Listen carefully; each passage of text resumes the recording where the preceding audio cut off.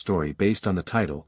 Jennifer Lopez kicked off CBS Sunday Morning after heated clash with Tony Dokoupil. It was just past 9 a.m. on a humid Sunday in Manhattan when Jennifer Lopez stepped into the studio, her heels clicking softly against the polished floors of CBS Broadcasting Center.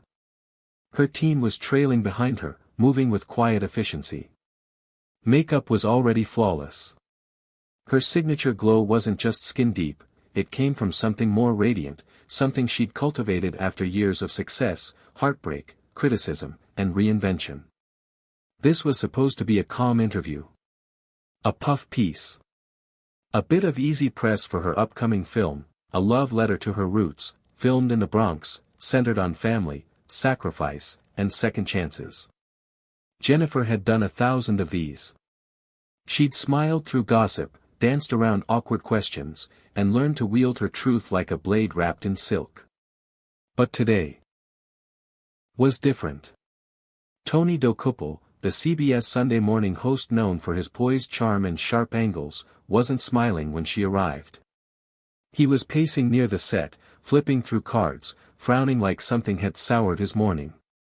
He barely offered a handshake before they sat across from each other under the bright, warm lights. Rolling, someone called out from behind a camera. And then it began. Jennifer, Tony started with an exaggerated calm, "You've been called a diva, a perfectionist, even manipulative.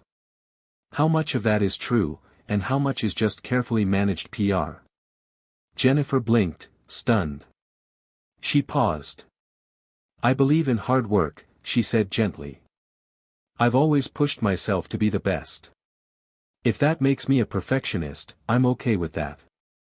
As for diva, I think that term's often used to tear down strong women."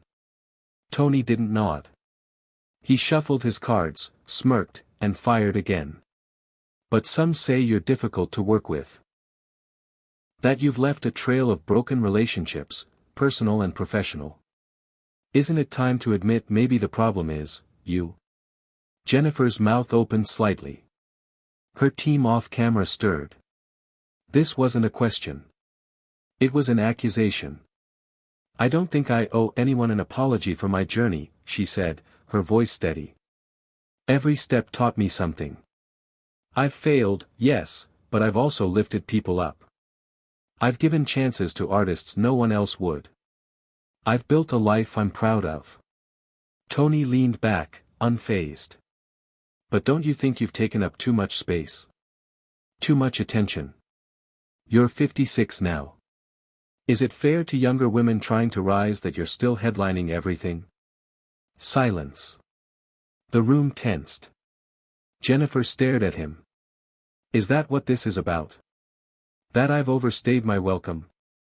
Her voice cracked with emotion.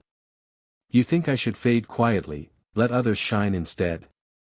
Tony shrugged. "It's just a question." "No," she said, softly but firmly. "It's a judgment." What happened next spiraled like a match dropped on dry brush. Jennifer removed her microphone and stood. "This isn't an interview," she said. "This is an ambush." Tony stood too. "If you can't handle tough questions, maybe it's time to stop calling yourself an icon." Jennifer froze. Something deep within her flickered. Decades of red carpets, of being underestimated, of being picked apart piece by piece, her talent, her body, her voice, her relationships, came rushing forward like a wave. But then something else happened. She didn't lash out. Instead, she took a breath. A long, grounding breath. Her eyes scanned the set, the nervous interns, the stunned assistant producer, the young woman at the makeup station who had told her she grew up dancing to her music. "I'm not here to fight you," Jennifer said, turning back to Tony. "I'm here to tell a story. Not mine, but the one in this film. It's about a single mother who raised 3 kids while cleaning houses. It's about a grandmother who taught salsa to keep a youth center from closing. It's about love, when love means sacrifice." Tony opened his mouth, but Jennifer raised her hand, gently. "And if that threatens you, if my presence here, at this age, still working, still dreaming, if that unsettles you, then maybe the problem isn't me. Security was called, not because she was violent, but because someone had to officially escort her off set. The cameras were turned off. Tony stood frozen, speechless for the first time. As she walked out, a quiet clapping began. It was the young woman from the makeup station. Then a cameraman. Then an intern. One by one, people stood, not loudly, not to make a scene, but in quiet acknowledgement of something deeper than celebrity.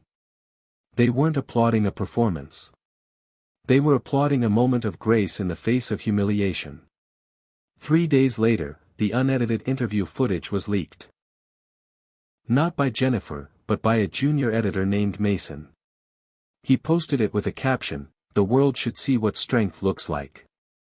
It exploded online. People weren't just shocked by Tony's line of questioning, they were moved by Jennifer's calm refusal to retaliate. Her humanity had cut through the noise. But what happened next wasn't expected. Tony Dokoupil disappeared from air for a few days. CBS issued a vague statement. And while social media ripped him apart, Jennifer Lopez posted nothing. No retaliation. No PR stunt. Instead, she posted a photo. A handwritten note. One line, "Sometimes, when they throw fire at you, plant a garden." Then, a week later, Tony showed up. Not on television, but in the Bronx. Unannounced. At a community center. The same one Jennifer's film had donated its proceeds to. She was there, hosting a workshop for local kids on storytelling through dance. Security moved toward Tony as he entered, but Jennifer saw him and shook her head. "Let him in." He stood at the edge of the gymnasium, quiet and clearly shaken. A few people whispered, eyes narrowing. But Jennifer walked up to him. "Why are you here?" she asked. "I wanted to see what I missed," Tony said, eyes lowered. "I watched the footage. All of it. I was cruel. I let bitterness masquerade as journalism. You didn't deserve that." Jennifer looked at him for a long moment. Tony looked older. Not in years, but in remorse. "People make mistakes," she said, finally. "But what they do after, that's what matters." He nodded. "What can I do?" Jennifer smiled gently and pointed to the children. "Sit. Listen. Learn their names." Tony did. And over the next few months, he kept coming back. Not with cameras. Not with notebooks. Just with time. He tutored kids in reading. Helped repaint classrooms. Listened to stories that never made the news. It wasn't redemption in headlines, it was redemption in action. And one day, when Jennifer returned for another workshop, one of the girls, Carmen, a shy 11-year-old with a crooked smile, stood up and read a short monologue she'd written. It was about her mother, who worked 2 jobs. About feeling invisible. About learning, slowly, to love her brown skin and her voice. When she finished, the room was silent. Then Tony stood and clapped. Not because she was perfect. But because she was brave. Outside the center that evening, Jennifer found Tony leaning against the wall, eyes glistening. "I never knew stories could heal," he said. "They don't just heal," Jennifer replied. "They build. Brick by brick. That's why they matter." Tony looked at her, emotion in his voice. "Thank you, for not destroying me when you could have." Jennifer chuckled softly. "Why would I? Breaking someone down doesn't make me stronger. But showing grace. That's real power." Months passed. CBS never aired the original interview. But something better happened. A year later, Jennifer produced a new documentary. It wasn't about her, it was about the kids in that community center. The storytellers, dancers, poets, and dreamers. And Tony narrated it. His voice, once sharp and defensive, was now gentle, reverent. full of wonder. The closing line of the documentary said, "In a world that teaches us to tear down what we don't understand, may we learn instead, to listen. To lift. To love louder." And that was how the clash ended, not in scandal, not in scandalized soundbites, but in something far rarer. Transformation. Because sometimes, the most powerful thing a person can do, is choose grace when they've been given every reason not to. Jennifer Lopez didn't just defend her legacy that day. She extended a hand across the divide. And in doing so, reminded the world that the real measure of greatness, is how you treat someone when no one would blame you for walking away.